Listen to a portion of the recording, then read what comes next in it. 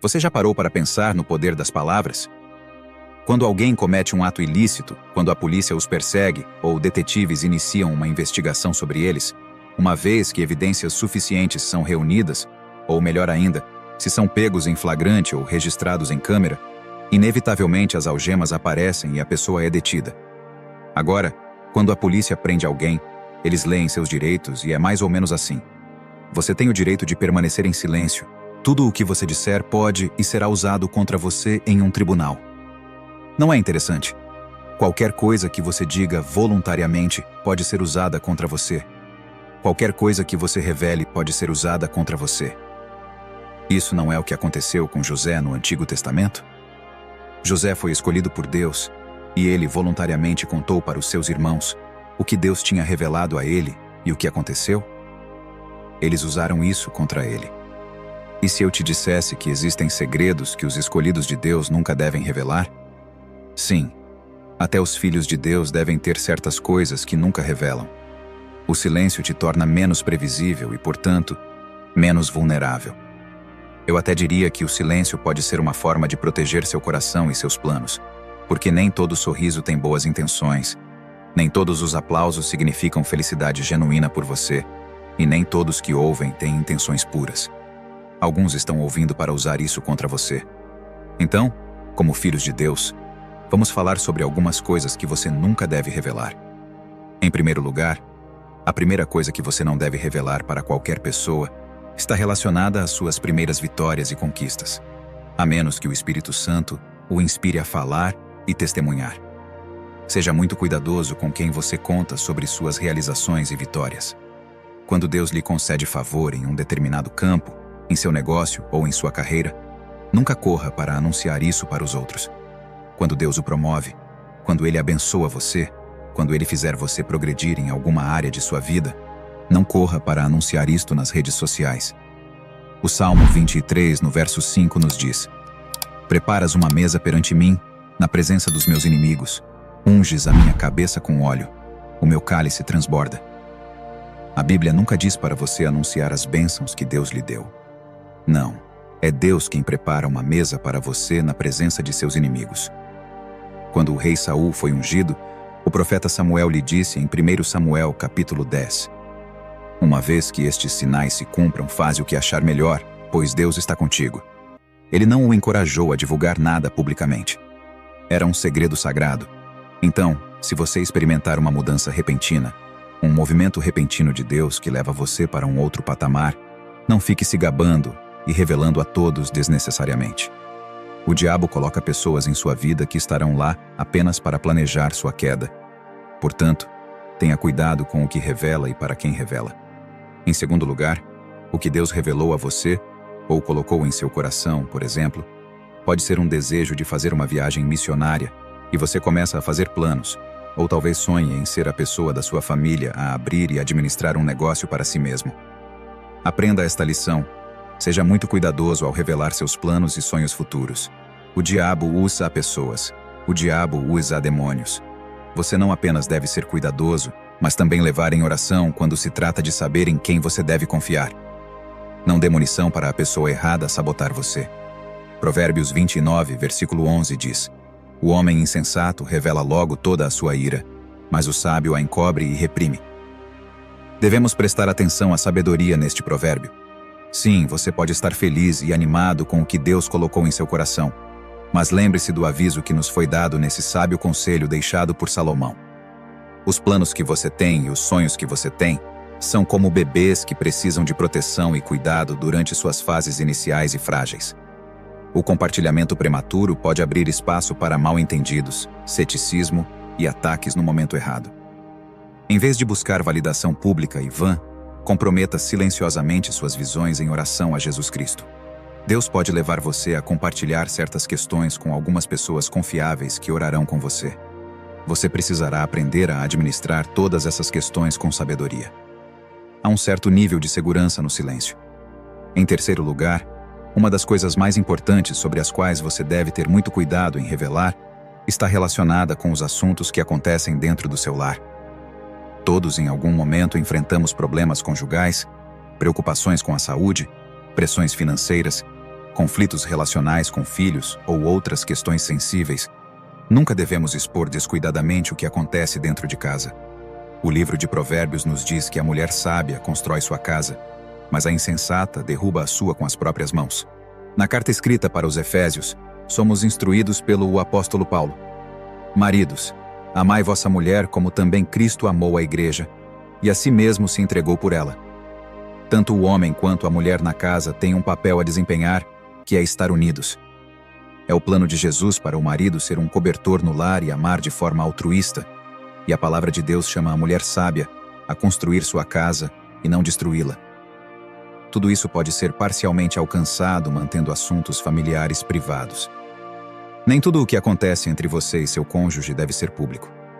Mesmo que tenham desacordos, é sempre melhor lidar com isso dentro de casa primeiro. Você não deve se tornar um espetáculo público para os outros.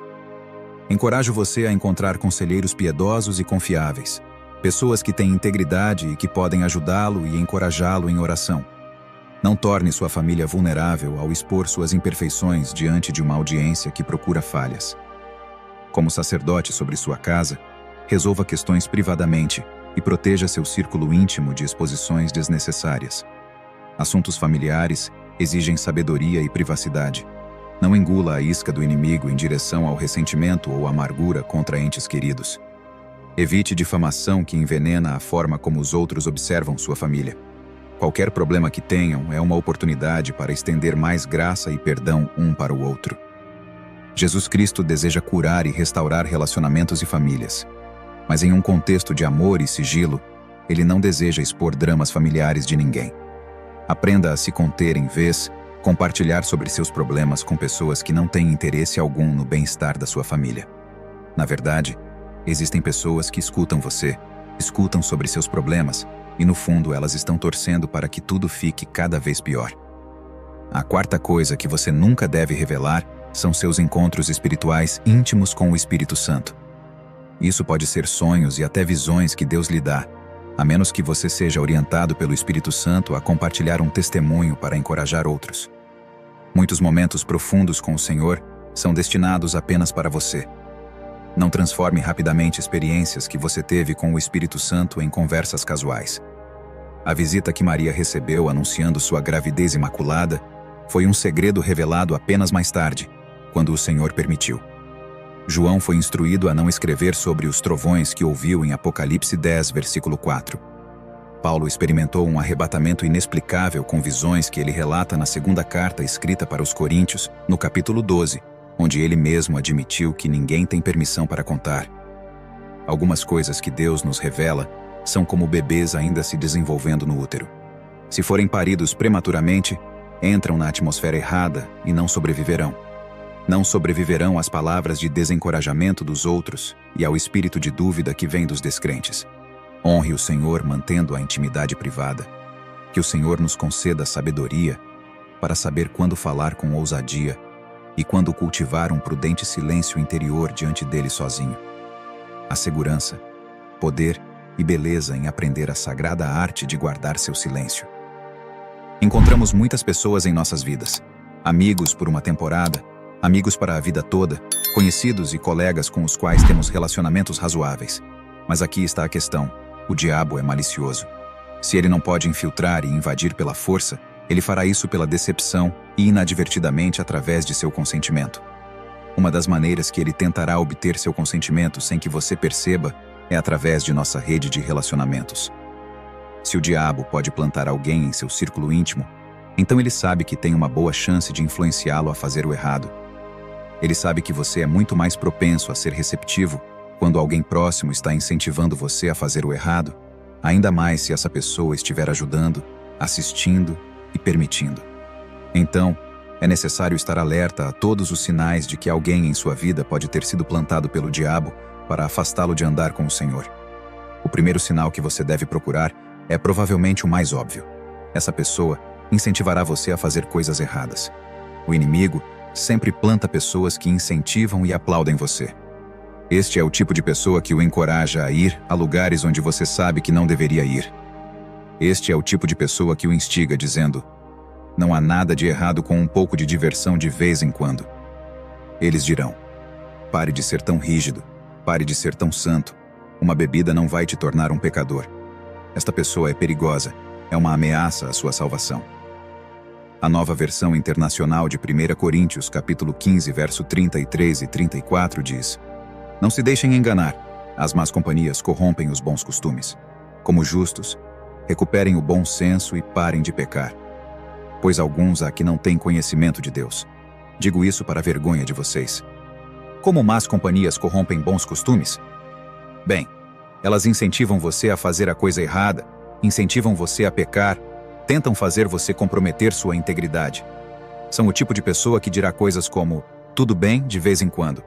Mas cuidado, este é o tipo de má companhia que corrompe. Eles o pressionam e o puxam para o pecado, e como filhos de Deus, uma vez que identificamos tais pessoas em nossas vidas, precisamos nos separar delas.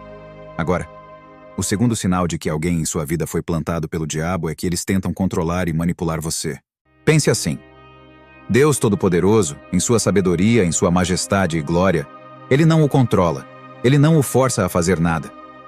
O Espírito Santo pode convencê-lo, mas convicção no coração e manipulação são duas coisas muito diferentes. Quando você encontra alguém que tenta controlar você, essa pessoa está sendo usada pelo diabo. Deus lhe deu livre arbítrio, deu-lhe a capacidade de fazer escolhas, e toda vez que alguém tenta tirar isso de você, toda vez que alguém tenta impor sua vontade sobre você, está sendo usado pelo diabo. Se você olhar ao longo da Bíblia, verá que qualquer pessoa que tinha esse espírito de controle foi usada pelo diabo. Jezabel tinha esse espírito controlador, quando por diversas vezes controlou o rei Acabe e o fez andar por caminhos pecaminosos que distanciaram ele do Senhor. Nabucodonosor tinha esse espírito. Na verdade, era tão forte nele que ele construiu uma estátua de ouro de si mesmo e exigiu que todos se curvassem e a adorassem. Quando 3 jovens hebreus, chamados Sadraque, Mesaque e Abed-nego, se recusaram, ele os lançou em uma fornalha. Esse é um espírito maligno e controlador. Se você identificar esse espírito em alguém dentro do seu círculo íntimo, eu encorajo você a se afastar, a se separar. É assim que você estará protegido. O terceiro sinal de que alguém foi enviado pelo diabo é o que eu gostaria de chamar de facilitador. O facilitador é realmente usado pelo inimigo, porque essa pessoa vai além de encorajá-lo a pecar, vai além de manipulá-lo para pecar, ela fornece os recursos para você pecar. O facilitador dará dinheiro ao viciado para alimentar seu vício, convidará o homem casado para um evento com mulheres solteiras e o ajudará a mentir para sua esposa, dizendo que estará fora da cidade por alguns dias por causa do trabalho. Se você é dado à luxúria, o facilitador tornará possível para você agir conforme essa luxúria. Os facilitadores facilitarão e fornecerão os recursos e tudo o que for necessário para você fazer o que não deveria fazer e estar onde não deveria estar. O facilitador é uma pessoa perigosa porque ele fará de todo o possível para você pecar. Jesus deu um aviso muito sério para aqueles que incentivam outros a pecar. Aqui está o que Marcos, capítulo 9, verso 42 diz: Mas quem fizer tropeçar um destes pequeninos que creem em mim, melhor lhe fora que lhe pendurassem ao pescoço uma grande pedra de moinho e o lançassem no mar. São palavras fortes para ilustrar a gravidade da punição que seguirá se alguém levar outros ao pecado. Portanto, tenha cuidado, avalie seu círculo íntimo. Há alguém que o capacita a pecar? Porque se houver, essa não é a pessoa com quem você deveria estar. Agora, o último tipo de pessoa que você precisa evitar é o desencorajador. O desencorajador é aquele que o afasta de Jesus Cristo, que faz você questionar sobre quem é Jesus. O desencorajador pode não necessariamente capacitá-lo a pecar ou incentivá-lo a pecar, mas aqui está o que eles farão. Eles o convencerão a não participar daquele grupo de estudos bíblicos às quartas-feiras e lhe dirão que não existe necessidade de você participar daquela reunião de oração. Eles lhe darão 1001 razões pelas quais você deveria assistir ao jogo ou comparecer a este evento, e vão dizer como perder um culto não fará mal algum. Este é o tipo de má companhia que você não quer por perto. O desencorajador questionará seu pastor, apresentará o caso de como a igreja é apenas sobre lucro, destacará como as pessoas da igreja o tratam. Eles destacarão tudo de negativo, tudo o que puderem. Portanto, esteja ciente. Tenha cuidado com esse tipo de pessoa. Eles nunca lhe dirão que não existe igreja perfeita.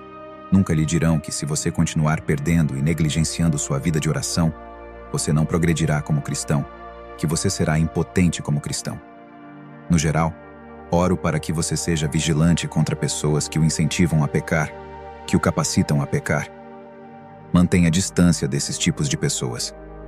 A má companhia corrompe bons hábitos. Ore para que Deus exponha cada indivíduo que foi plantado pelo inimigo em sua vida. Mas especialmente ore para que Deus o guie a pessoas que sejam fortes na fé, para que vocês possam se fortalecer mutuamente e se encorajar nas coisas do Senhor. A Bíblia faz várias referências sobre os tipos de pessoas das quais você não deve se aproximar, e antes de prosseguir, reserve um momento para refletir.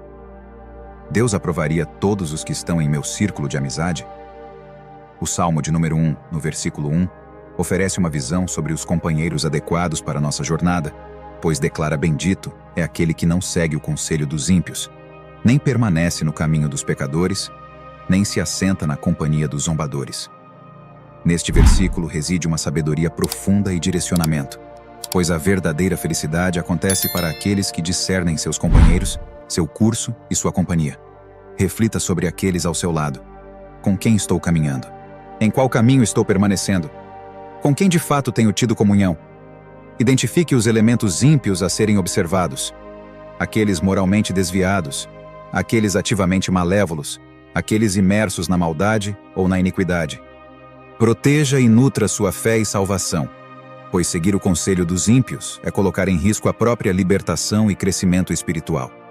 Agora, esse ensinamento não quer dizer que você não pode ou não deve interagir com incrédulos. Muito pelo contrário. Devemos ministrar a eles e mostrar-lhes o amor de Jesus Cristo. No entanto, a Bíblia deixa claro que não é aconselhável seguir o conselho deles, o que significa compreender que suas orientações ou conselhos não são os que devemos acatar como verdade para nossas vidas. E sobre isso, somos informados várias vezes. 1 Coríntios, capítulo 15. No verso 33 nos diz para não sermos enganados. Más companhias corrompem bons costumes. Provérbios 13, no verso 20, diz que quem anda com os sábios se tornará sábio, mas o companheiro dos tolos será destruído. Todas as pessoas que você encontra têm um certo caráter. Alguns têm um caráter ruim e exibem traços tóxicos, enquanto outros são o oposto completo e têm um caráter sólido e piedoso. Essas são as pessoas que exibirão o fruto do Espírito. Eles vão encorajá-lo, orar com você, mostrar um amor piedoso e terão um espírito doce. No final do dia, precisamos ser homens e mulheres de oração capazes de discernir o que está ao nosso redor, porque temos que proteger a nós mesmos. Você não pode simplesmente permitir que qualquer pessoa entre em sua vida. Observe o caráter delas, estude o caráter delas, porque de uma forma ou de outra elas terão um impacto sobre você. As pessoas podem ter um impacto sobre você. Algumas pessoas são honestas, enquanto outros são enganosos. Alguns são confiáveis, enquanto outros são mentirosos. Alguns têm uma grande ética de trabalho, enquanto outros são preguiçosos. Seu caráter influenciará aqueles ao seu redor para o bem ou para o mal, e da mesma forma, o caráter daqueles mais próximos a você irá influenciá-lo para o bem ou para o mal. Então, aqui está a questão. Com quem quer que você decida andar, com quem você decida formar uma amizade, recuse-se a ser desviado, recuse-se a ser influenciado, recuse-se a ser levado para longe da verdade e para o erro e pecado. É uma via de mão única quando nos associamos com pessoas malignas, e essa via de mão única leva você da pureza à contaminação, da santidade ao pecado, das trevas à luz, do valor à corrupção e decadência. Quando se trata de com quem devemos ou não devemos nos associar, a Bíblia é clara. Nos é dito para não nos unirmos com descrentes. Que comunhão há entre a justiça e a maldade? Que comunhão pode haver entre a luz e as trevas? Que harmonia existe entre Cristo e o diabo?